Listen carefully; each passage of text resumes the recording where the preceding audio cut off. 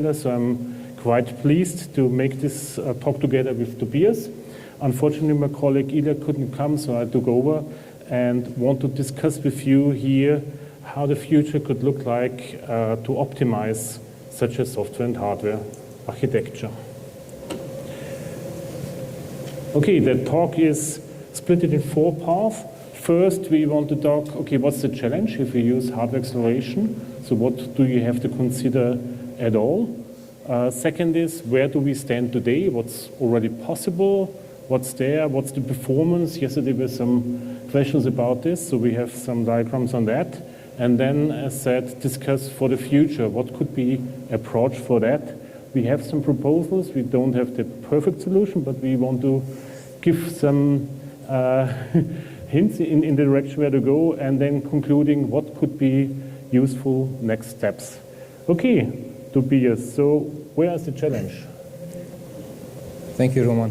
So we had this already yesterday with our talk together with Stellantis, that we get more and more requirements of data throughput, of data routing, and so in the end we all know that we go our way towards zonal architecture, and this means on one end it increases the consolidation of features and ECUs. So the challenge is to offer more features while we reduce the number of ECUs. And by reducing the number of ECUs, we get more and more the feedback that data routing is getting more and more important. And at the same time, as we've seen yesterday in this very small example, it's getting more and more challenging. So while we had some domain architectures, routing time, we had this yesterday with 1 millisecond, PDU routing, no hardware acceleration was no problem. We're speaking about 1,000 frames per second. When we move now towards zonal architectures, we have still the routing time of 1 millisecond, but the traffic increases dramatically. So we have a traffic profile of far above 1,000 frames per second. And if we then do PDU routing without any hardware acceleration, it might get critical. It's in the end what we saw already yesterday. For this,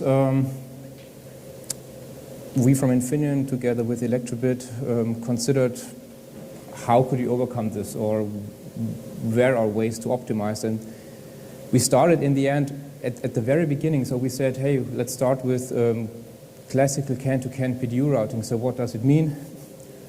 We have a CAN interface, a CAN driver, CAN interface, PDU router, other CAN. So straightforward. It's the same when we do it CAN to Ethernet with the PDU routing, except that worst case you have to go through the socket adapt, TCP/IP stack.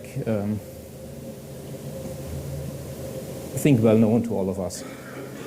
And if we do it fully hardware accelerated, then this would mean we have a CAN interface, then we have a data routing engine, and then we have an Ethernet interface, and we do it everything standalone without any PDU router.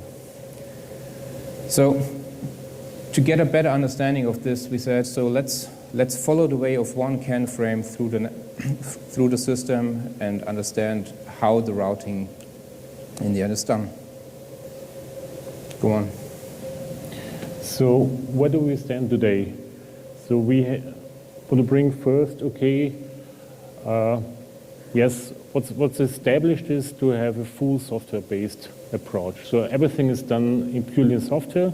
So the good message is this is available, it's there, it's even possible to do it with an AUTOSAR stack, as we have implemented in multiple mass production projects. So it's working, completely done in software that. But if you look at this, okay, clearly the pros, if you use software, you have highest flexibility, reusability, and easy to deploy new functions. But clearly what we see performance, so that comes to a limit. I mean, we have implemented some optimization, we can squeeze out more and more in software, but there's a limit. So to meet the requirements for future zonal ECUs, we clearly see hardware acceleration is a must to go here. And if you only purely in software, cost efficiency is also questionable. So adding more and more CPU power just to doing networking stuff instead of using that for applications. So putting just in a simplified scale from 1 to 10, 1 is worst, 10 is best, and looking at flexibility, we clearly see flexibility is the best, purely in software. Performance here, depending how much optimization you put in, is not that good, and power consumption is even worse if you do it completely in a software approach. And to give some numbers, yeah, we simply measured it. So we said, what does it mean for one CAN frame? So we had quite a lot of scenarios. So for example, we said a simple 8-byte CAN frame, 64-byte. We also measured 64 bytes, but within different CAN modules. And then you can continue this with 1722 CAN to Ethernet, 8 bytes, CAN to Ethernet 1722 based 64 bytes. And so this is software only, and you can see for a 64-byte frame CAN to CAN in one network, we end up somewhere at, for one frame, just routing it, 16.5 microseconds. One frame, CAN FT, 64 bytes, 16.5 microseconds. Okay. This was the PDU-based approach. So fully software-based approach, some numbers. Then next is, okay, what if we do it completely with hardware acceleration on that? What's there? We would see as a summary, okay, then probably you get the highest performance, lowest power consumption, so these two are the best. However, it's a matter of flexibility, and so it's quite not possible to implement easily new features in that. Configuration is quite limited to do all that stuff, so that might not be, so you have to consider these disadvantages. However, performance is quite good, and we also have some numbers on that. Yeah, so again, we've been on our Oryx system, and when we just stop here, then we can see just routing one frame from 16.5 microseconds for one frame PDU-based, hardware accelerated. You only need 2.4 microseconds, so you drastically increase the latency, decrease the latency, and the CPU load is reduced by 100%.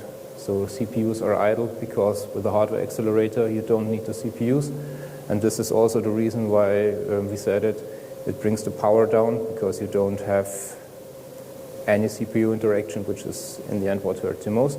While the other way around, you can use the CPU for what it's there, you can run your application and you don't have to bother with stupid CAN to whatever routing.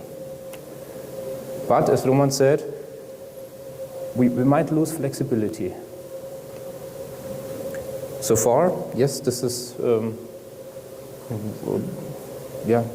what we can say. If we summarize this, then PDU routing, yes, it's fine, but throughput is not too high and the incoming frames should not be too high, whereas with hardware acceleration, we have perfect latency numbers. It reduces the core load, but we simply might not be flexible enough, whereas the compute power is drawback on the PDU-based solution. So you see, there's somehow not the ideal version. So what was driving us now in the next step, how to overcome this, how to bring hardware and software together to have the best out of both worlds. Okay, so looking the future, how could we design such an architecture? How could it be? So as said here, fully hardware approach, performance, power consumption very good, flexibility here. So how do we increase that? So just in a very simplified view, okay, do something, a combination of it. Not everything in hardware, but do something more in software, and with the clear goal to get a most balanced approach, putting in hardware what's best in hardware, leaving in software where you need the flexibility to put this, to get out a good combination balance between performance and flexibility, so that's possible. And yeah, so what's the challenge or what's the cons? There are many open questions to be decided on that. And in the end, there should be also be the question of how to standardize this, because hardware acceleration is quite hardware specific, so each hardware vendor has his own way of doing it, and it's also good because this drives innovation, but still how to cope this, how to do that. So that's the big challenge to solve here. But if we reach this, we could see, okay, we are not fully flexible as with the software alone, but quite increase that. Performance might not be fully that, but even quite high, and power consumption is also quite much better than with a pure software-based solution. And we also have some numbers. Exactly, we also measured this because we wanted to understand it. And just to stop here again, so we can see an improvement of 20 to 30% just for one CAN frame in routing the numbers, in routing the data. So we have a reduction of 3 microseconds for just one CAN frame, routing it CAN to CAN. And the nice thing here, what we did is we are still fully in the AUTOSAR context, because Elektrobit was able to write drivers which support the AUTOSAR architecture and make use of the hardware acceleration. And with this, you are still in the ecosystem of AUTOSAR, but you can make use of the advantages of a hardware accelerator.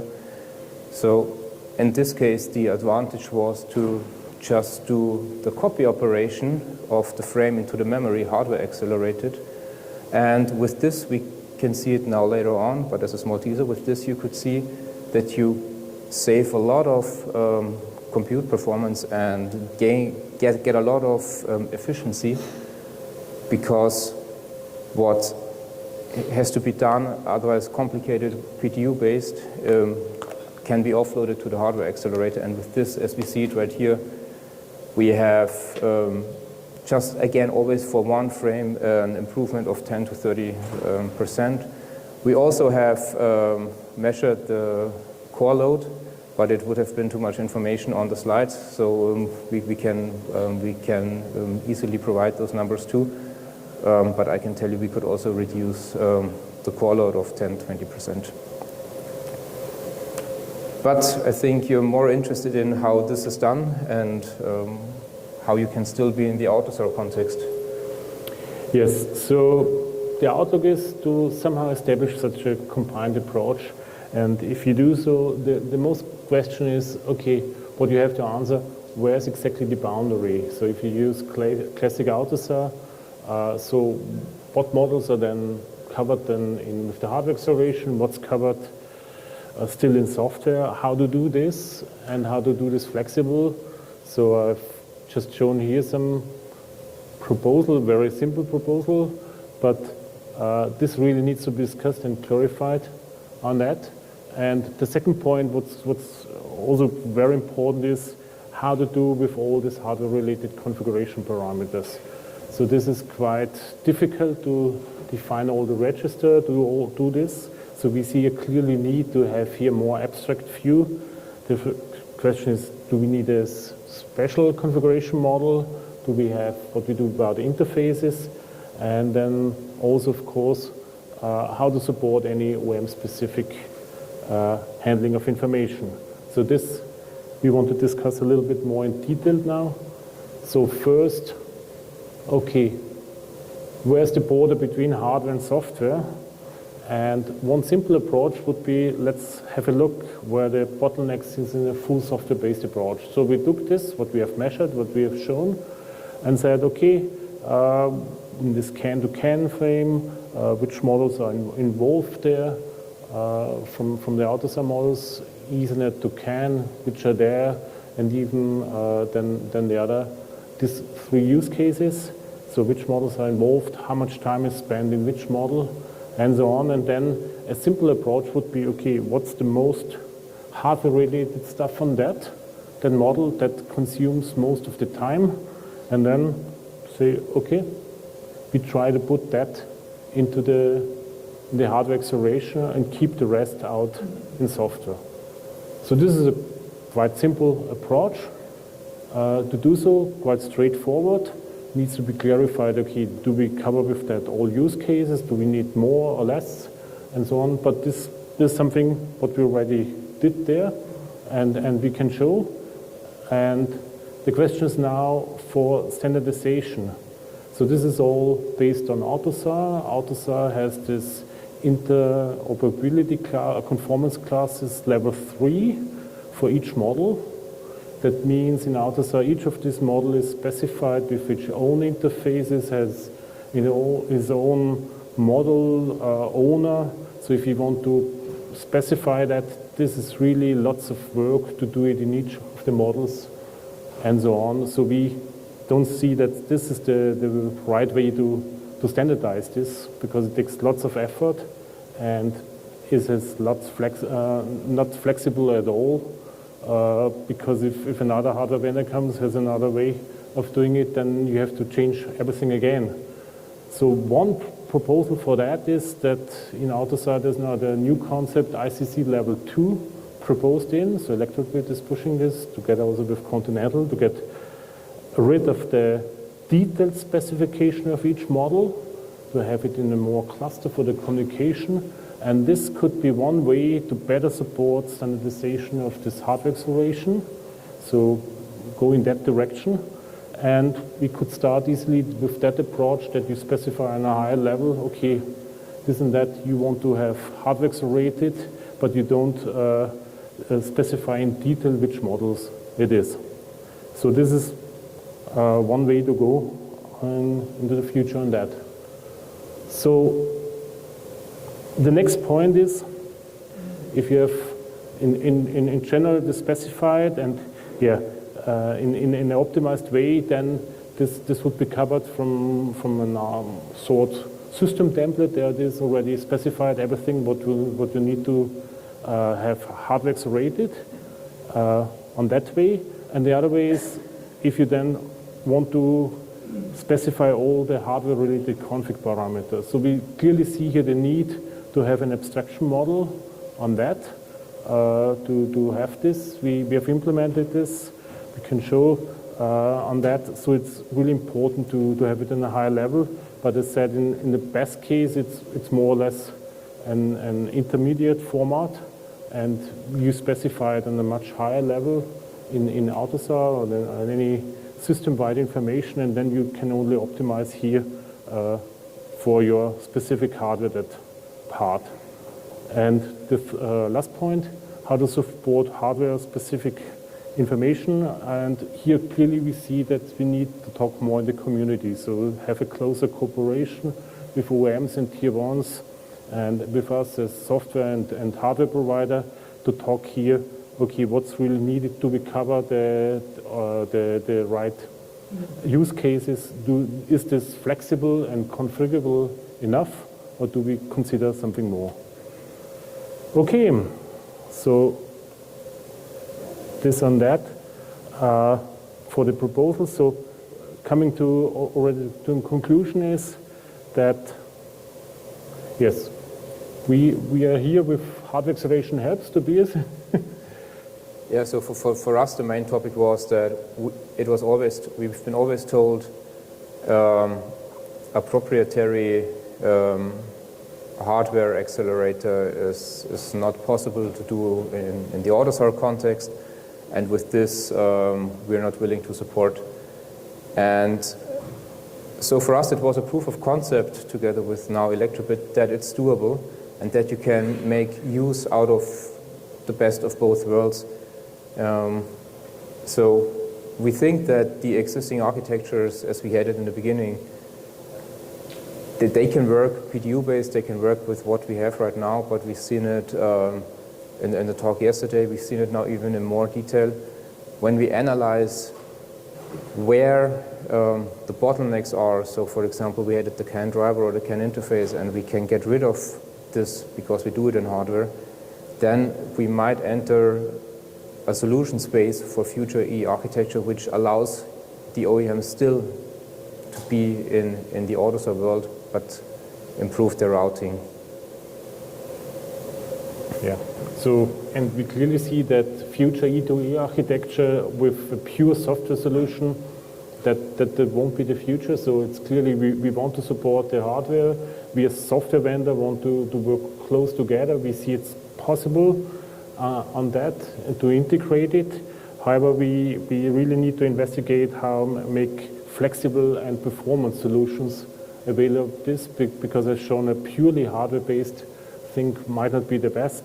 And we really propose here to have an early cooperation to work on this, and especially for the AUTOSAR standardization, looking at this ICC level 2 concept that helps to support hardware acceleration on a much better scale to make this really happen and to be implemented on that. Yes. Okay. Fully agree. Thank you for your attention.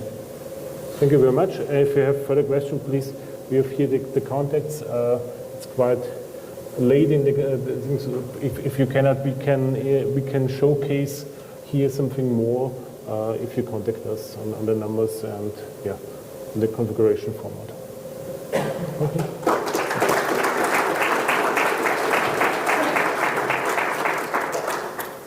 All right, thank you. We have time for a couple of questions.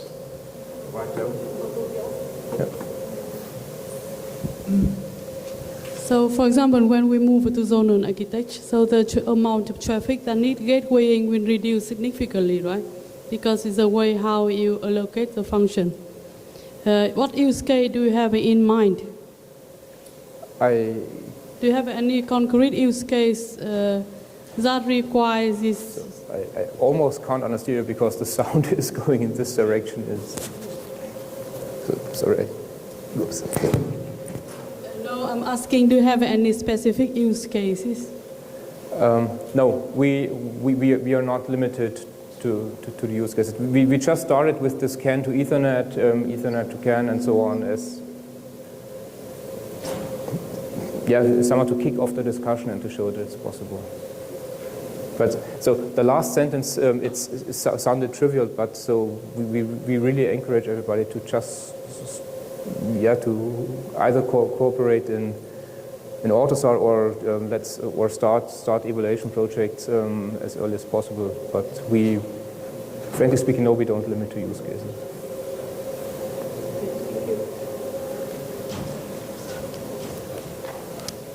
Are there any other questions?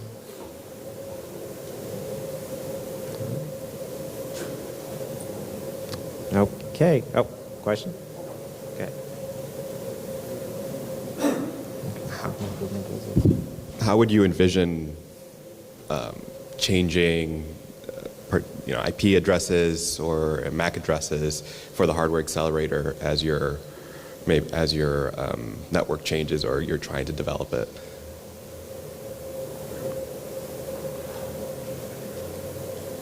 Well, if I understand, I mean, if your project was still experimental, that's fair, but...